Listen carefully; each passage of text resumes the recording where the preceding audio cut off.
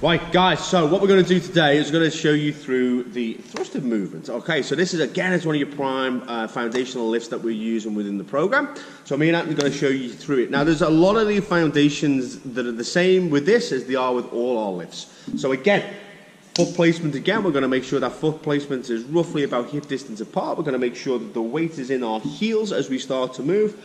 We're also going to make sure that our belly buttons are drawn into the core tight. We go over this and over this and over this. The point is to make sure that your spine is safe, okay? And that's what the core is there for, to make sure that your spine is safe when you lift. If your spine is safe, it means that you can recruit more muscle tissue, which means that you'll perform better. So, as we come in with this one, we're going to place our chest over the top of the bar, belly button drawn in. We're going to lift up from here. We're going to get the bar into position first. So we want the bar up onto the shoulder. The elbows are up, the palms are facing back.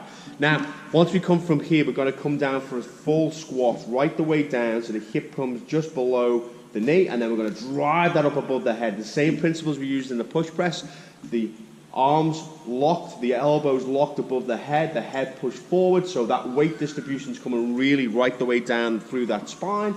And then one more from the ground right the way up to the top and through. Now, obviously, we're going to show you this from a forward position now, so you can actually see what we're doing here. So, as Ant turns round, prime position to see, feet slightly wider than hip distance underneath the bar. He's going to come down with his chest over the top of his bar. He's going to pull his belly button in to make sure his core is nice and tight. From here, we're going to take that bar and we're going to bring it up on top of the chest.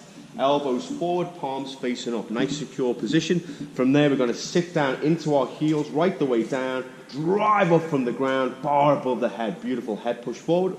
And again, drive up from the ground, head push forward. Excellent lift. Now, we're going to bring this back down to the ground again.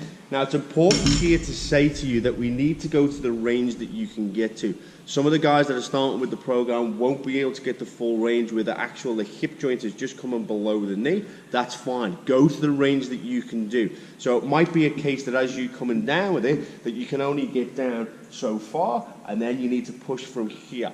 That's fine. Go to your natural range that you can do. However, we will encourage you that as your form and as you get more comfortable with the lift, that you actually look to increase your range and you actually look to commence where the hip goes slightly below the knee, so you can drive up with that full power and above the head.